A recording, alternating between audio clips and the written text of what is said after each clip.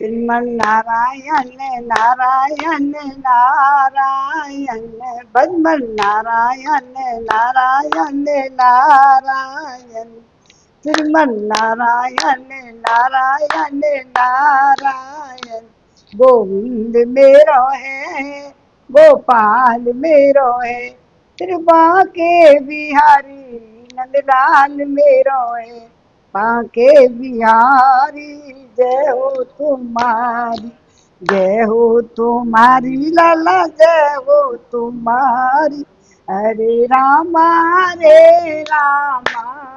राम राम हरे हरे हरे कृष्णा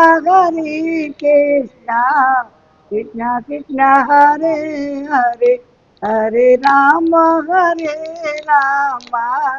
राम राम हरे हरे कब लेंगे खबरिया रे राम जी के चरणन में मन हो जा दीवाना रे राम जी के चरणन में कब लेंगे खबरिया रे कब दिन पल भर में हरे राम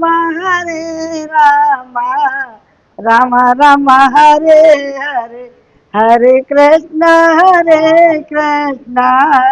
कृष्ण कृष्ण हरे हरे। आप पहले एक भजन गाने फिर हम छठा सर्ग पढ़ेंगे राम जी का ही। रामा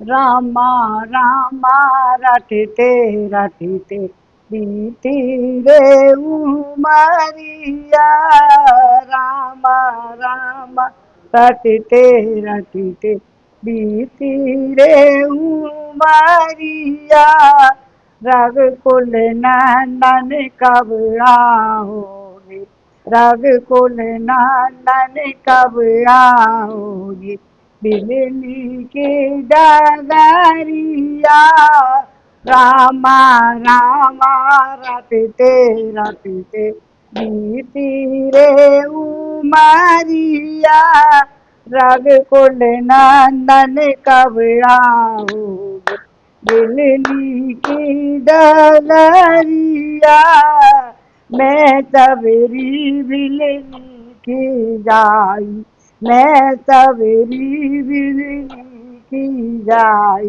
भक्ति भाव कस जानू ना मैं सबरी बिजली की जाई भागन भाव न जानू रे राम तेरे दर्शन के कारण वन में जीवन पालू रे राम तेरे दर्शन के कारण जीवन तन में जीवन पालू रे चरण कमल से निर्मल कर दो चरण कमल से निर्मल कर दो दासी की झोपड़िया रामा रामा रटते रटते बीती रे उमरिया रघुकुल नंदन कब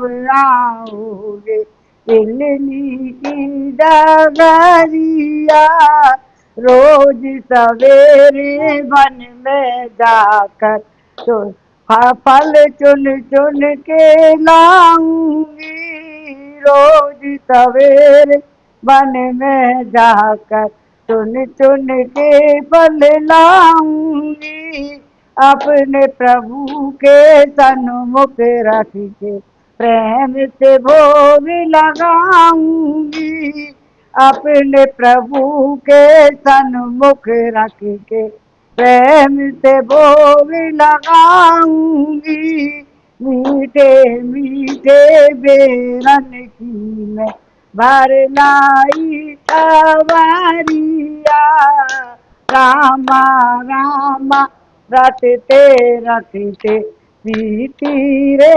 उमरिया रघुकुल नंदन कब आओगे फिल्मी की जो परिया श्याम सलोनी मोहिनी मूरत नैनन बीच बताऊंगी श्याम सलोनी मोहिनी मूरत नैनन बीच बताऊंगी पद पंकज की रजधर मस्तक जीवन सफल बनाऊंगी अब क्या प्रभु जी भूल गए हो दासी की डगरिया अब क्या प्रभु जी भूल गए दासी की डगरिया नाथ तेरे दर्शन के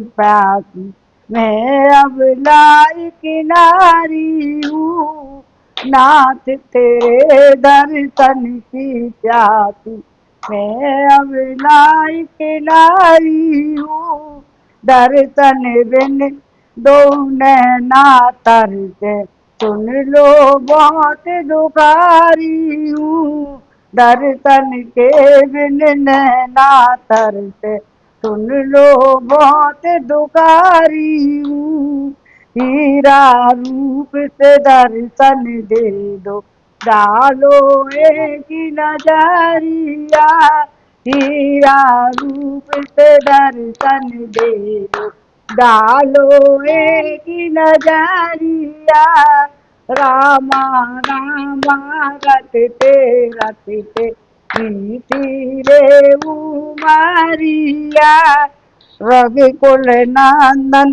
कब आओगे फिल्मी की डगरिया जय श्री राम। अब कल मतलब पिछले सर्ग में हमने अगस्त ऋषि के द्वारा रामचंद्र जी को पुलस्त ऋषि के वंशजों के बारे में बताया है और अभी आगे चल रहा है उन्हीं के वंशज अभी सुमाली के पालवान वगैरह इनके सब वंशजों को बताया। अब देवताओं का भगवान शंकर की सलाह से राक्षसों के वध के लिए भगवान विष्णु की शरण में जाना और उनसे आश्वासन पाकर लौटना राक्षसों का देवताओं पर आक्रमण और भगवान विष्णु का उनकी सहायता के लिए आना ये छठा स्तर में बताया है। अब इसको हम पढ़ेंगे एक कर करके कर लो पहले।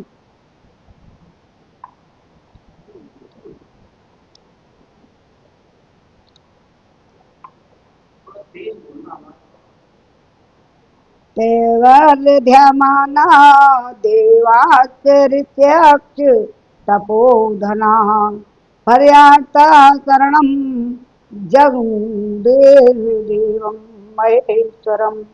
महेश से अगस्त कहते हैं हे रघुनंदन इन राक्षसों से पीड़ित होते हुए देवता तथा तपोधन ऋषि भय से व्याकुल हो देवादि देव महादेव जी की शरण में गए महादेव जी की शरण में गए और जो जगत की सृष्टि और संहार करने वाले अजन्मा अव्यक्त रूपधारी संपूर्ण जगत के आधार आराध्य देव देव परम गुरु हैं उनके काम नाशक त्रिपुर विनाशक त्रिनेत्रधारी भगवान शिव के पास जाकर वे सब देवता हाथ जोड़ भय से गदगद वाणी में बोले बोले जी से भगवान प्रजापनाथ ब्रह्मा जी के वरदान से उन्मुक्त हुए सुकेश के पुत्र शत्रुओं को पीड़ा देने वाले साधनों द्वारा संपूर्ण प्रजा को बड़ा कष्ट पहुंचा रहे हैं। अब राक्षस अपने मनो ताकतवर के रूप में वो गलत प्रयोग कर रहे हैं। अभी पिछले बताया ना सबको शरण देने योग्य जो हमारे आश्रम थे उन सब राक्षसों ने निवास के योग्य नहीं रहने दिया है उनको उजाड़ डाला है देवताओं को स्वर्ग से हटाकर वे स्वयं वहाँ अधिकार जमाए बैठे हैं और देवताओं की भांति स्वर्ग में विहार करते हैं। एहम विष्णु रेहम रुद्रो ब्रह्मा देवराणाम अहम यम यमक्ष वरुणेन्द्रियम रविभ्यम इति माली सुमाली च माल्यवान च राक्षसा बाधन्ते समरोध वर्षा ये च तेषाम प्रहसरा। माली सुमाली माल्यवान ये तीनों राक्षस कहते हैं मैं ही विष्णु हूँ, मैं ही रुद्र हूँ और मैं ही ब्रह्मा हूँ। ये तीनों ही ये देवता बन गए हैं और मैं ही देवराज इंद्र हूँ, यमराज वरुण चंद्रमा और सूर्य भी मैं ही हूँ। इस प्रकार उनको अहंकार उत्पन्न हो गया है। अहंकार प्रकट करते हुए वे रण दुर्जय निशाचर उनके अग्रगामी सैनिक हमें बड़ा ही कष्ट दे रहे हैं। तो देव उनके कहते हम बहुत ही घबराए हुए हैं, इसलिए आप हमें अभय दान दीजिए। रौद्र रूप धारण करके देवताओं के लिए कंटक बने उन राक्षसों का संहार कीजिए। समस्त देवताओं के ऐसा कहने पर नील एवं लोहित वर्ण वाले जटाजूटधारी भगवान शंकर ये सारी बातें रामचंद्र जी को जो पहले उन्हें मालूम नहीं थी उनको बता रहे हैं अगस्त्य ऋषि। जो आप उनको संहार करके आए हैं राक्षसों का, वो उनके पहले का कर्म में बता रहे हैं। हाँ, जो जन्म हुए उनके जिसके उनके वंशज हैं वे पुलस्त्य ऋषि के। तो भगवान शंकर सुकेश के प्रति घनिष्ठता रखने के कारण उनसे इस प्रकार बोली, देवगण मैंने सुकेश के जीवन की रक्षा की है, वे असुर सुकेश के ही पुत्र हैं, इसलिए मेरे द्वारा मारे जाने योग्य वो नहीं है, मैं नहीं मार सकता। तो अतः मैं तो उनका वध नहीं करूंगा, परंतु तुम्हें एक ऐसे पुरुष के पास जाने की सलाह दूंगा जो निश्चय ही उन निशाचरों का वो वध करेंगे। देवताओं महर्षियों तुम इसी उद्योग को सामने रखकर तत्काल भगवान विष्णु की शरण में जाइए, वे प्रभु अवश्य ही उनका नाश करेंगे। यह सुनकर सब देवता जय जयकार के द्वारा महेश्वरों का अभिनंदन करके उन निशाचरों के भय से पीड़ित हो भगवान विष्णु के समीप आए। शंख चक्र धारण करने वाले उन नारायण को नमस्कार करके देवताओं ने उनके प्रति बहुत ही अधिक सम्मान का भाव प्रकट किया और सुकेश के पुत्रों के विषय में बड़ी घबराहट के साथ इस प्रकार कहा।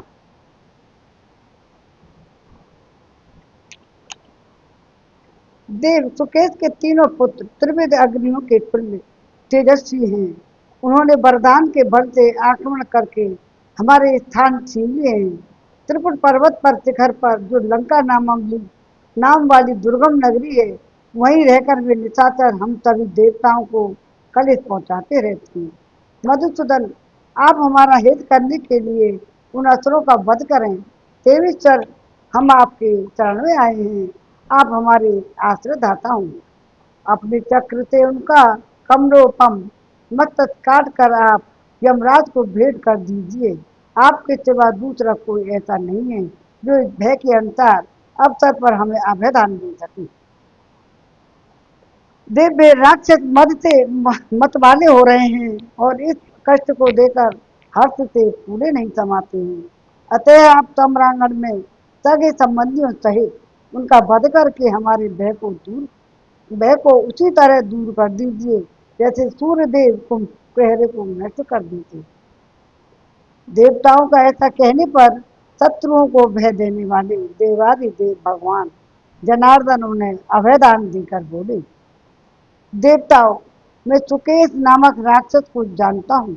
वो भगवान शंकर का वर पाकर अभिमान से उन्मत्त हो उठा है। इसके उन पुत्रों को भी जानता हूँ जिनमें माल्यवान सबसे बड़ा है और वे नीच राक्षस धर्म की मर्यादा का उल्लंघन कर रहे हैं। अतः मैं क्रोध पूर्वक उनका विनाश करूंगा, तुम लोग निश्चिंत हो जाओ। सब कुछ करने में समर्थ भगवान विष्णु के इस प्रकार आश्वासन देने पर देवताओं का बड़ा हर्ष हुआ। वे उन जनार्दन की बुरी बुरी प्रशंसा करते हुए अपने अपने स्थान को चले गए। देवताओं के इस उद्योग का समाचार सुनकर निशाचर माल्यवान ने अपने दोनों वीर भाइयों से इस प्रकार कहा, सुनने में आया है कि देवता और ऋषि मिलकर हम लोगों का वध करना चाहते हैं। इसके लिए उन्होंने भगवान शंकर के पास जाकर यह बात कही। देव सुकेश के पुत्र आपके वरदान के बल से हम उद्दंड और अभिमान से उन्मत्त हो उठे हैं। वे भयंकर राक्षस पर्वत पर हम लोगों को सता रहे हैं। प्रजानाथ, राक्षसों से पराजित होकर हम उन दुष्टों के भय से अपने घरों में नहीं रहने पाते हैं। त्रिलोचन, आप हमारे हित के लिए उन असुरों का वध कीजिए। दाहकों में श्रेष्ठ रुद्रदेव, आप अपने हुंकार से ही राक्षसों को जलाकर भस्म कर दीजिए। देवताओं का ऐसे कहने पर अंधक अंधक शत्रु भगवान शिव ने अस्वीकृति सूचित करने के लिए अपने सिर और हाथ को हिलाते हुए इस प्रकार कहा। देवताओं, सुकेश के पुत्र रणभूमि में मेरे हाथ से मारे जाने योग्य नहीं, परंतु मैं तुम्हें ऐसे पुरुष के साथ सलाह दूंगा जो निश्चय उन सबका वध कर डालेंगे, जिनके हाथ में चक्र और सदा गदा सुशोभित है, जो पीताम्बर धारण करते हैं, उन्हें जनार्दन और हरि कहते हैं तथा जो श्रीमान नारायण के नाम से विख्यात हैं। उन्हीं भगवान की शरण में तुम सब लोग जाओ। भगवान शंकर से यह सलाह पाकर उन कामदाहक महादेव जी को प्रणाम करके देवता नारायण के धाम में पहुंचे और उन्होंने उनसे ये सब बातें बताई।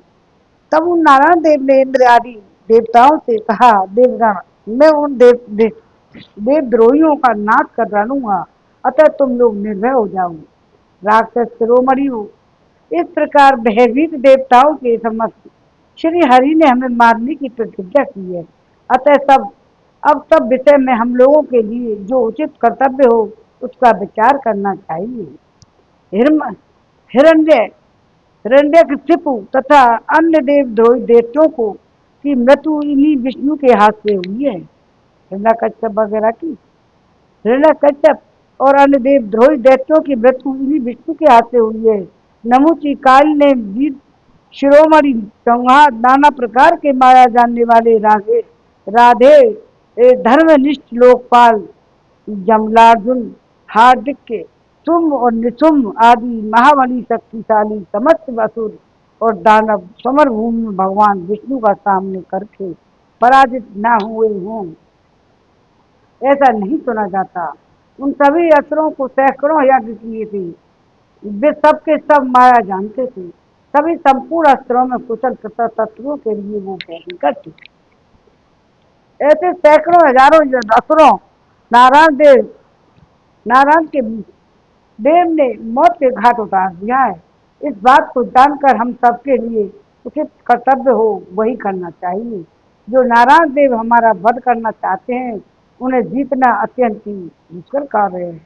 माल्यवान की यह बात सुनकर सुमाली और माली अपने उस बड़े भाई से इस प्रकार बोले जैसे दोनों अश्विनी कुमार देवराज इंद्र से वार्तालाप कर रहे हो।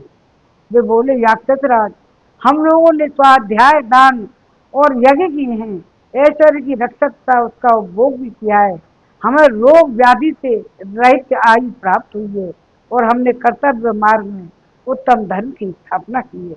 यही नहीं, हमने अपने शस्त्रों के बल से देव सेना रूपी अगाध समुद्र में प्रवेश करके ऐसे ऐसे शत्रुओं पर विजय प्राप्त पाई है जो वीरता में निशानी नहीं रखते थे, अतः हमें मृत्यु से कोई भय नहीं है। नारायण, रुद्र, इंद्र और यमराज जिसको न हो, हम सभी सदा अपने सामने खड़े होने में भी डरते हैं। राक्षेश्वर, विष्णु के मन में भी हमारे प्रति देव का द्वेष का कोई कारण तो नहीं है, क्योंकि हमने उनका कोई अपराध नहीं किया है। केवल देवताओं के चुगली खाने से उनका मन हमारी ओर से फिर गया है। इसलिए हम सब लोग एकत्र हों, एक दूसरे की रक्षा करते हुए साथ साथ चलें और आज ही देवताओं का वध कर डालने की चेष्टा करें, जिनके कारण यह उपद्रव खड़ा हुआ है। ऐसा निश्चय करके उन सभी महाबली राक्षस पतियों ने युद्ध के लिए अपनी उद्योग का घोषणा कर दी और समूची सेना साथ ले जम और वृत्र आदि की भांति कुपित हो वे युद्ध के लिए निकल पड़े। कहानी आनंद आ रहा है, इंटरेस्टिंग कहानी है। श्री राम पूर्वोक्त में मंत्रणा करके भगवान राम को बता रहे हैं, श्री राम पूर्वोक्त मंत्रणा करके उन सभी महाबली विशाल का राक्षसों ने पूरी तैयारी की और युद्ध के लिए कूच कर दिया। अपने बल का घमंड रखने वाले वे समस्त देवद्रोही राक्षस रथ हाथी, हाथी जैसे घोड़े, गधे, बैल, ऊंट, शिशुमार, सर्प, मगर, कछुआ, मत्स्य, गरुड़, तुल्य पक्षी, सिंह, बाघ, सुअर, मृग और नीलगाय आदि वाहनों पर सवार होकर लंका छोड़कर युद्ध के लिए देवलोक की ओर चल दिए। लंका में रहने वाले जो प्राणी अथवा ग्राम देवता आदि थे, वे सब अपुशकन आदि के द्वारा लंका की भावी विध्वंस को देखकर भय का अनुभव करते हुए मन ही मन खिन्न हो उठी, दुखी हो गए वो भी। उत्तम रथों पर बैठे हुए सैकड़ों हजारों राक्षस तुरंत ही प्रयत्न पूर्वक देवलोक की ओर बढ़ने लगे। उस नगर के देवता राक्षसों के मार से ही पुरी छोड़कर निकल गए। उस समय काल की प्रेरणा से पृथ्वी और आकाश में अनेक भयंकर उत्पात होने लगे, प्रकट होने लगे, जो राक्षसों के विनाश की सूचना दे रहे थे। नहीं आराम से रह रहे भी, घमंड नहीं आता तो आराम से रहते। बादल गरम गरम रक्त और हड्डियों की वर्षा करते लगे। समुद्र आदि अपनी सीमा का उल्लंघन करके आगे बढ़े और गए, पर्वत हिलने लगे। मेघ के समान गंभीर ध्वनि करने वाले प्राणी विकट अट्टहास करने लगे, भयंकर दिखाई देने वाले गिदड़ियां कठोर आवाज में चित्कार करने लगी। पृथ्वी आदि भूत क्रमशः गिरते विलीन होते और वे दिखाई देने लगी। कीड़ों का विशाल समूह मुख में आग की ज्वाला उगलता हुआ राक्षसों के ऊपर काल के समान मंडराने लगा। कबूतर, तोता, मैना लंका छोड़कर भाग भाग चले। कौए कहीं पाँव पाँव करने लगे, बिल्लियां भी वहीं घुर्राने लगी। हाथी आदि पशु आर्तनाद करने लगे। राक्षस बल के मंड में मतवाले हो रहे थे, वे काल के पास में बन चुके थे। इसलिए उन उत्पातों की अवहेलना करके वे युद्ध के लिए चलते गए, लौटे नहीं। माल्यवान, सुमाली और महाबली रानी ने ये तीनों प्रज्वलित अग्नि के समान तेजस्वी शरीर से समस्त राक्षसों के या वर प्राप्त कर लेते हैं ना, घमंड आ जाता है कि हमें कोई मार नहीं सकता, हम तो देवता के ऊपर हुए। तो घमंड को भगवान छोड़ते नहीं, राक्षसों के आगे आगे चल रहे थे। जैसे देवता ब्रह्मा जी का आश्रय लेते हैं, इसी प्रकार उन सब निशाचरों ने माल्यवान पर्वत के समान अविचल माल्यवान का ही आश्रय ले रखा था। राक्षसों की यह सेना महान मेघों की गर्जना करते हुए समान कोलाहल करती हुई विजय पाने की इच्छा से देवलोक की ओर बढ़ती जा रही थी। उस समय वह सेनापति माली के नियंत्रण में थी। देवताओं की टूट से राक्षसों के उस युद्ध विषयक उद्योग की बात सुनकर भगवान नारायण ने भी युद्ध करने का विचार किया। वे सहस्त्रों सूर्य के समान दीप्तमान दिव्य का कवच धारण करके बाणों से भरा तर्कस लिए गरुड़ पर सवार हुए। इसके अतिरिक्त भी उन्होंने सहायकों से पूर्ण दो चमचमाते हुए तूड़ी बांध रखी थी। उन कमल ने श्री हरि ने अपनी कमर में पट्टी बांधकर उसे चमकती हुई तलवार से लटका दी थी। इस प्रकार शंख, चक्र, गदा, सांग, धनुष और खड्ग आदि उन आयुधों का धारण किए हुए सुंदर पंख वाले पर्वताकार गरुड़ पर आरूढ़ हो गए प्रभु उन राक्षसों का संहार करने के लिए वहां से तुरंत चल दिए, विष्णु रूप में। तब नारायण गरुड़ की पीठ पर बैठे हुए पीताम्बरधारी श्याम सुंदर श्री हरि सुवर्ण में मेरु पर्वत के शिखर पर स्थित हुए विद्युत सहित मेघ के समान शोभा पा रहे थे। सिद्धदेवर्षि महोदस्ये गंधर्वेक्षे रूप ज्ञानम रूप ये माने है समास सादा सुरतैन शत्रु चक्र चक्रातिसाराम शंख पाणी। उस समय सिद्ध देवगण, देव ऋषि, बड़े बड़े नाग, गंधर्व और यक्ष उनके गुण गा रहे थे। असुरों की सेना की शत्रु की श्री हरि के हाथों में शंख, चक्र, खड़ग और सांग, धनुष और के लिए कहता वहां आ पहुंचे। गरुड़ के पंखों के तीव्र से वायु के झोंके खाकर वह सेना क्षुब्ध हो उठी। सैनिकों के रथों की पताका चक्कर खाने लगी, तब सबके हाथों से अस्त्र शस्त्र गिर गए।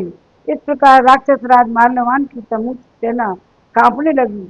उसे देखकर ऐसा जान पड़ता था मानो पर्वत का नील शिखर अपनी शिलाओं को बिखेरता हुआ हिल रहा हो। राक्षसों के उत्तम अस्त्र शस्त्र के रक्त और मांस के तने हुए थे, प्रलयकालीन अग्नि के समान दीप्यमान थे। उनके द्वारा सहस्त्रों अनुशासन भगवान लक्ष्मीपति की को चारों ओर से घेर कर उन पर चोट करने लगी। छठा सर्ग पूरा हुआ।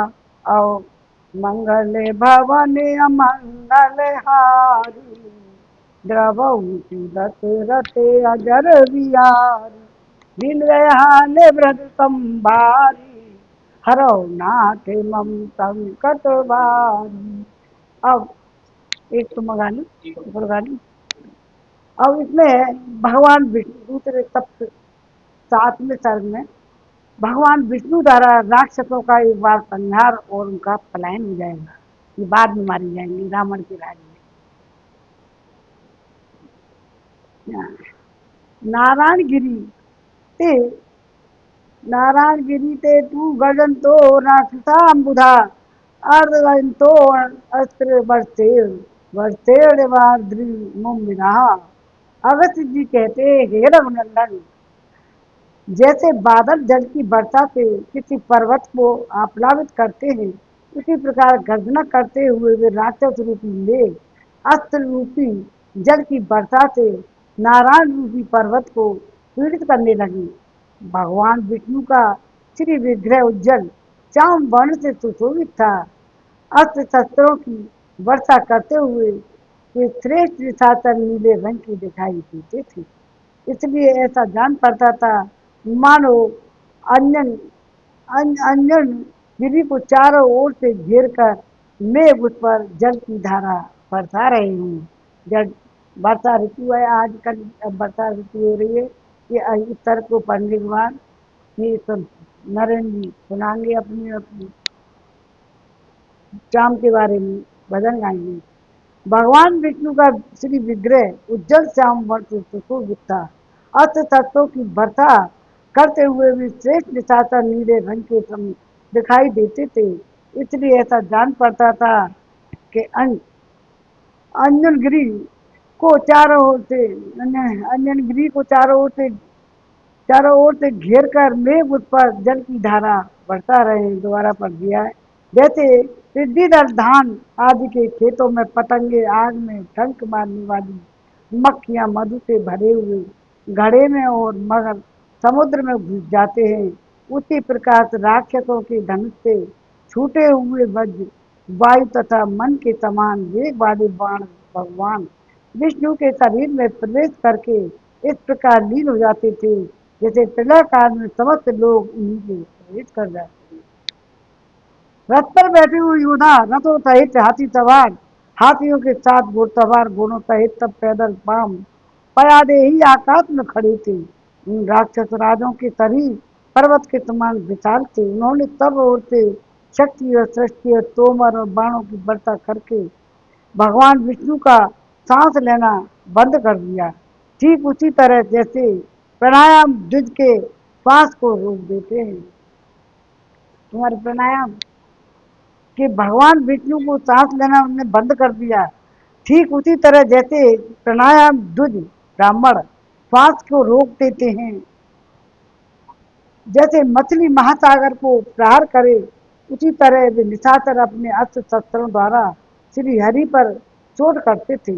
उस समय दुर्दय देवता भगवान विष्णु ने अपने सांग धनुष को खींचकर राक्षसों पर मारना शुरू किया, बरसाना आरंभ कर दिया। वे बाण धनुष को पूर्ण रूप से खींचकर छोड़े रहे थे, अतः वज्र के समान असह्य और मन के सम मन के समान वेगवान थे। उन पहले बाणों द्वारा भगवान विष्णु ने सैकड़ों और हजारों निशाचरों के टुकड़े टुकड़े कर डाले। जैसे उमड़ी हुई बदली और वर्षा को उड़ा देती है, उसी प्रकार अपनी बाण वर्षा से राक्षसों को भगाकर पुरुषोत्तम श्री हरि ने अपने 5 जन्य नामक महान शंख को बजाया। अपूर्ण प्राण शक्ति से श्री हरि के द्वारा बजाया गया हुआ जल जनित शंखराज भयंकर आवाज से तीनों लोकों की कथित करता हुआ सा गूंजने लगा, जैसे वन में दहाड़ता हुआ सिंह मत वाले हाथियों को भयभीत कर देता है। उसी प्रकार शंखराज की शंखराज की ध्वनि ने समस्त राक्षसों को भय और घबराहट में डाल दिया। वह शंख ध्वनि सुनकर शक्ति और साहस से हीन हुए घोड़े युद्ध भूमि में खड़े न रह सके। हाथियों के मद उतर गए और वीर सैनिक रथों से नीचे गिर पड़े। सुंदर पंख वाले उन बाणों के मुख भाग वज्र के समान को कठोर थे। विष्टांग धनुष से छूटकर राक्षसों को विदीर्ण करते हुए पृथ्वी में घुस जाते थे। संग्राम भूमि में भगवान विष्णु के हाथ से छूटे हुए उन बाणों द्वारा छिन्न भिन्न हुए निकालकर वज्र के मारे हुए पर्वत की भांति धराशायी होने लगे। श्री हरि के चक्र के आघात से शत्रुओं के शरीर में जो घाव हो गए थे, उन सब उसी तरह रक्त की धारा बह रही थी, मानो पर्वतों से युद्ध मिश्रित जल का झरना बह रहा हो। शंकराज की शंकराज की ध्वनि और सांग धनुष की टंकार तथा भगवान विष्णु की गर्जना, इन सब के तुमुल नाद ने राक्षसों को कोलाहल दबा दिया। भगवान ने राक्षसों को कांपते हुए मस्तकों को, बाणों और ध्वजाओं को, धनुषों और पताकाओं के तरकसों को अपने बाणों से काट डाला। जैसे सूर्य से भयंकर किरणें समुद्र से जल को पर्वत से बड़े बड़े सर्प और मेघ से जल की धारा प्रकट होती हैं, उसी प्रकार भगवान नारायण के चलाए हुए ताल धनुष से छूटे हुए सैकड़ों हजारों बाण तत्काल इधर उधर दौड़ने लगे। जैसे तरफ से सिंह, सिंह से हाथी और हाथी से बाघ और बाघ से चीते, चीते से कुत्ते, कुत्ते से बिलाप और बिलाप से सांप और चूहे डरकर भागते हैं, उसी प्रकार सब राक्षस प्रभावशाली भगवान विष्णु के मार खाकर भागने लगे इधर उधर। तो उनके भगाए हुए बहुत से राक्षस धराशायी हो गए। सहस्त्रों राक्षसों का वध करके भगवान मधुसूदन ने अपने शंख पांचजन्य को उसी तरह गंभीर ध्वनि से पूर्ण किया, जैसे देवराज इंद्र मेघ की दल से भर देते हैं। नारायण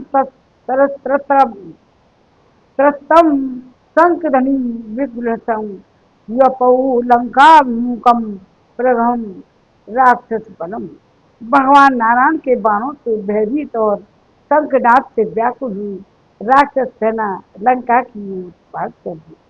भगवान राम खुद ही नारायण थे और वो अपनी कथा अपने आप मधुसी से सुन रहे हैं, वो कितने प्रेम से। जब हम कोई भाषण दे रहा हो, कोई कुछ अच्छे प्रवचन दे रहा हो, तो अपने बोलने के बजाय उनकी सुनो। भगवान खुद विधाता होने के बाद भी तो सुन रहे हैं। नारायण के सहायकों से आहत हुई राक्षस सेना जब भागने लगी, तब सुमाली ने रणभूमि में बाणों की वर्षा करके उन श्री हरि को आगे बढ़ने से रोका। जैसे कोहरा सूर्य देव को ढक दे लेता है, उसी तरह सुमाली ने बाण से भगवान विष्णु को आच्छादित कर दिया। यह देख शक्तिशाली राक्षसों ने पुनः धैर्य धारण किया।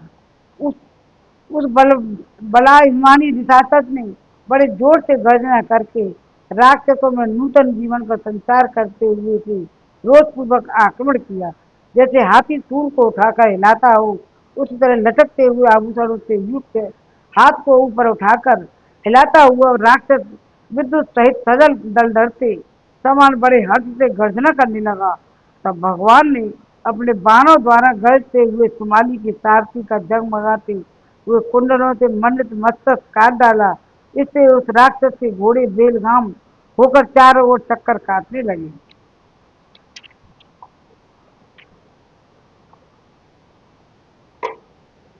उन घोड़ों के चक्कर काटने से उनके साथ ही राक्षस राज सुमाली भी चक्कर काटने लगा। ठीक उसी तरह जैसे अजितेंद्रिय मनुष्य विषयों में भटकने वाली इंद्रियों के साथ साथ स्वयं भी भटकता फिरता है। समझ में आई? ये ठीक उसी तरह जैसे अजितेंद्रिय मनुष्य विषयों में भटकने वाली इंद्रियों के साथ साथ साथ स्वयं भी भटकता फिरता है।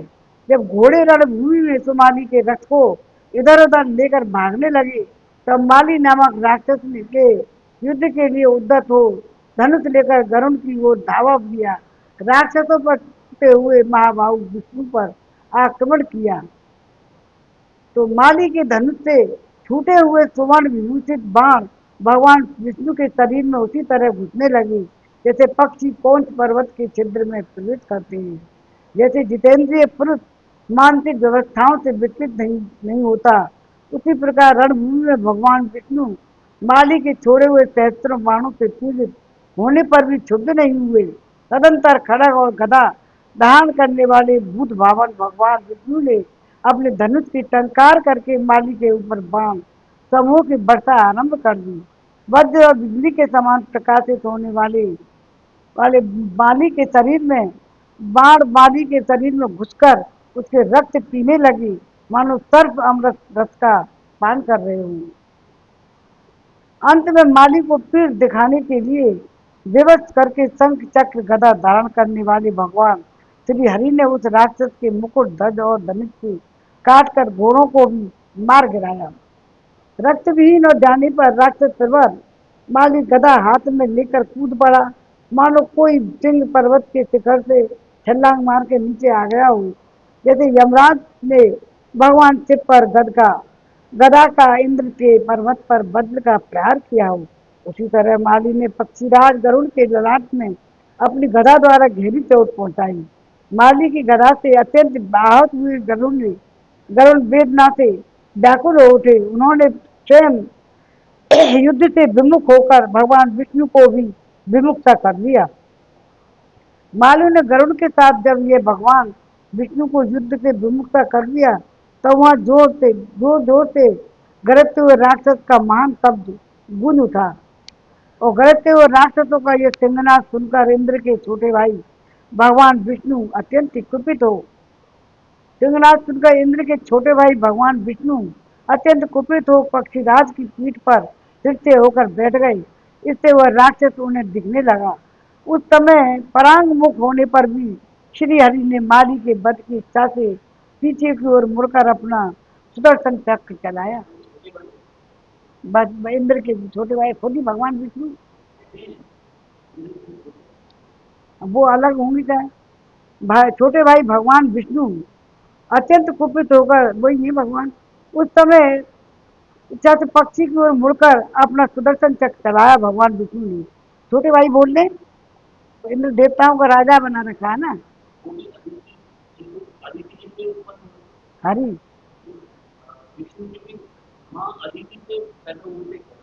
हरि विष्णु जी की माँ का नाम क्या था? अदिति।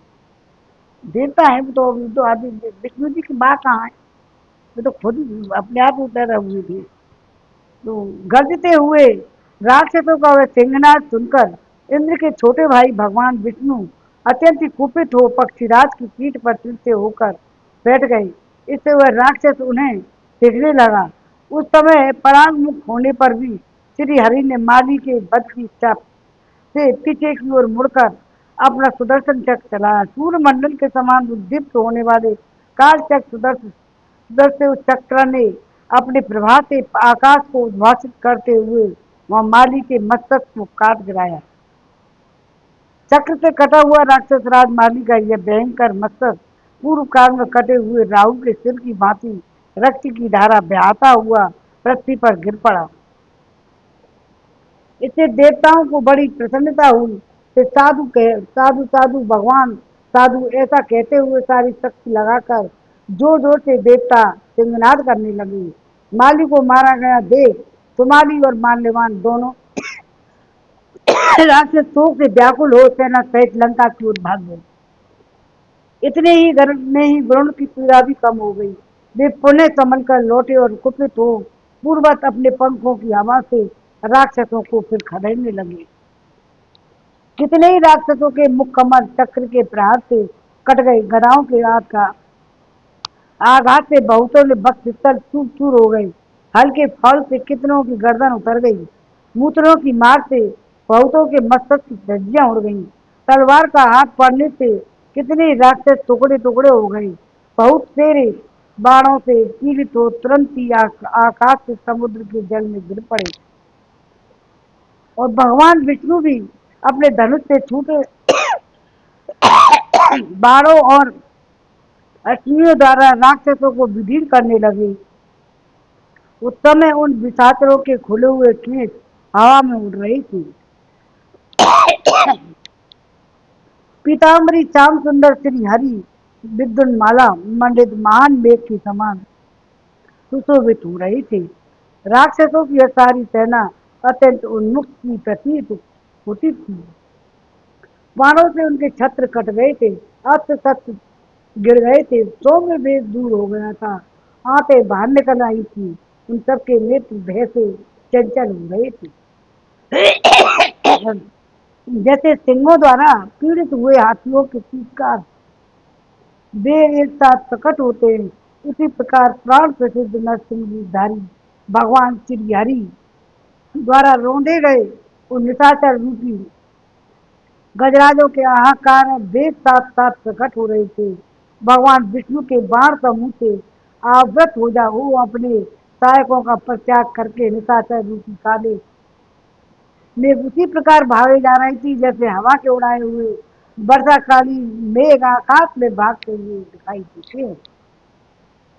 चक्र के प्रहारों से राक्षसों के मस्तक कट गए थे, गदाओं की मार से उनके भीतर उनके चूर चूर हो रहे थे शरीर, तलवारों के आघात से उनके दो दो टुकड़े हो गए। इस तरह यह राक्षस राज पर्वत के समान धराशायी हो रहे थे। लटकते हुए मणि में हारों और कुंडलों के साथ गिराए जाते हुए नील में सुदृढ़ निशाचरों की लाशों से रणभूमि पट गई थी। वहां धराशायी हुए वे राक्षस नील पर्वतों के समान जान पड़ते थे। उनसे वहां का भूभाग इस तरह आच्छादित हो गया था कि कहीं तिल रखने की ही जगह नहीं दिखाई देती थी। और सातवां सर्ग पूरा हुआ इनके साथ। अब आठवां सर्ग फिर पढ़ेंगे। अब भजन सुना दे तुम्हारा।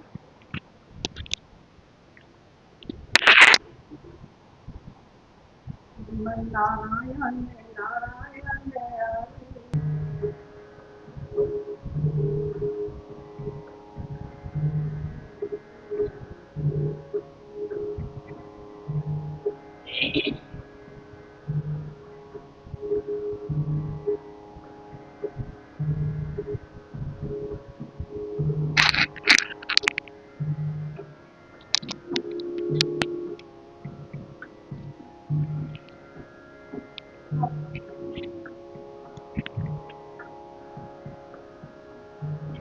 धा धा धिन धा टिट धा धिन धा टिट गद गदि गिन धा धा धिन धा टिट धा धिन धा टिट गद गदि गिन दरिया बरसे श्याम नहीं आ बदरिया बरसे श्याम नहीं आ बदरिया बरसे श्याम नहीं आ बदरिया बरसे श्याम नहीं आए श्याम नहीं आए घन श्याम नहीं आए श्याम नहीं आए घन श्याम नहीं आए बदरिया बरसे श्याम नहीं आए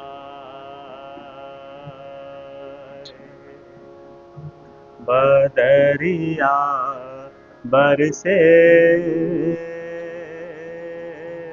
श्याम नहीं आए बागों में बरसे बगीचों में बरसे बागों में बरसे बगीचों में बरसे मलनिया तरसे श्याम नहीं आए मालनिया तरसे श्याम नहीं आए, श्याम नहीं आए, घन श्याम नहीं आए, श्याम नहीं आए, घन श्याम नहीं आए, बदरिया बरसे श्याम नहीं आए, बदरिया बरसे श्याम नहीं आए, तालों में बरसे तलैयों में बरसे, अरे तालों में बरसे तलैयों में बरसे, अरे तालों में बरसे तलैयों में बरसे, दो बनिया तरसे श्याम नहीं आए, दो बनिया तरसे श्याम नहीं आए, बदरिया बरसे श्याम नहीं आए, श्याम नहीं आए, घन श्याम नहीं आए, श्याम नहीं आए, घन श्याम नहीं आए, श्याम नहीं आए, घन श्याम नहीं आए, श्याम नहीं आए, घन श्याम नहीं आए, बदरिया बरसे श्याम नहीं आए, बदरिया बरसे श्याम नहीं आए, कुओं पे बरसे कुवटियों पे बरसे, कुओं पे बरसे कुवटियों पे बरसे, अरे कुओं पे बरसे कुवटियों पे बरसे, मेहरनिया तरसे श्याम नहीं आए, महरनिया तरसे मेहरनिया तरसे,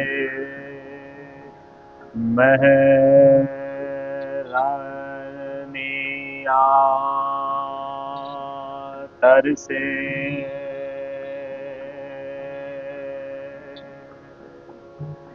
श्याम नहीं आए, मेहरनिया तरसे श्याम नहीं आए, मेहरनिया तरसे श्याम नहीं आए, मेहरनिया तरसे श्याम नहीं आए, श्याम नहीं आए, श्याम नहीं आए, घन श्याम नहीं आए, बदरिया बरसे श्याम नहीं आए, श्याम नहीं आए, घन श्याम नहीं आए, अरे श्याम नहीं आए, घन श्याम नहीं आए, बदरिया बरसे श्याम नहीं आए। महलों में बरसे झोपड़ियों में बरसे, महलों में बरसे झोपड़ियों में बरसे, महलों में बरसे झोपड़ियों में बरसे, सखियां तरसे श्याम नहीं आए, सखियां तरसे श्याम नहीं आए, सखियां तरसे श्याम नहीं आए, नहीं आए, श्याम नहीं आए, श्याम नहीं आए, घन श्याम नहीं आए, अरे श्याम नहीं आए, घन श्याम नहीं आए, अपनी खबरिया कछु ना भिजवाए, अरे अपनी खबरिया कछु ना भिजवाए, बदरिया बरसे श्याम नहीं आए, अरे गुरुजी सुबह से, गुरुजी सुबह से बैठे श्याम नहीं आए,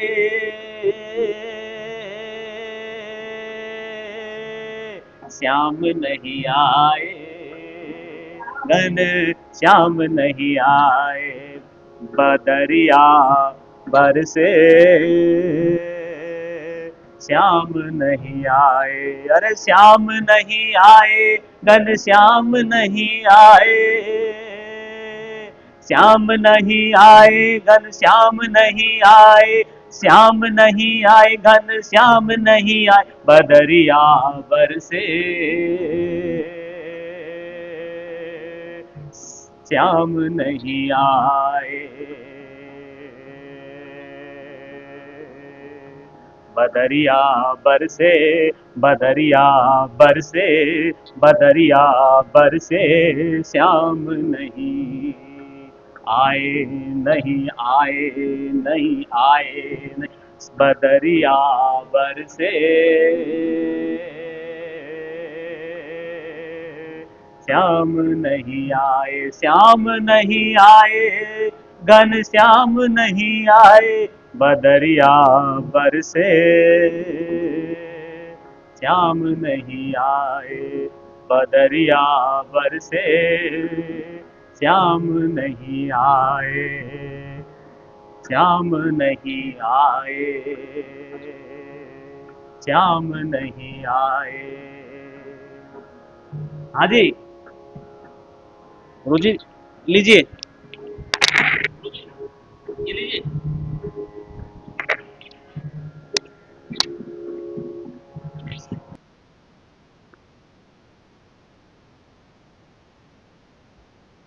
ले लिया, लगा लिया, बस लगा लो।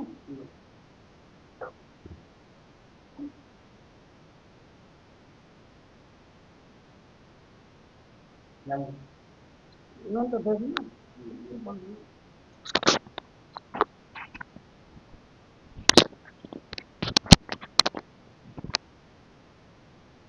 लो आरती श्री रामायण जी की, कीरत ललित ललित सियपी की, आरती श्री रामायण जी की, कीरत ललित सियपी की, गावत ब्रह्मादिक मुनि नारद, वाल्मीक विज्ञान विशारद, शुक सनकादिक शेष अरुणा, शारद बरन पवन सुत, कीरतनी की, आरती श्री रामायण जी की, गावत वेद पुराण अष्ट दस छौ, शास्त्र सब ग्रंथन को रत, मुनि जन धन संतन को सर्वत सार अंश सम्मत सब ही की। आरती श्री रामायण जी की। आगावत संतत संत भवानी, अरुघट संभव मुनि विज्ञानी। व्यास आदि कवि बर्ज बखानी, काग भुषुंड गरुड़ के ही की। आरती श्री रामायण जी की। कलिमल हरन विषय रस फीके, सुभग सिंगार मुक्ति जुबती की। दलन रोग भव भूर अमी की, तात मातु सब विधि तुलसी की। आरती श्री रामायण जी की। कीरत कलित ललित सियपी की। बोल सियापत रामचंद्र की जय। बोलो हनुमान जी महाराज की, वाल्मीकि भगवान की जय।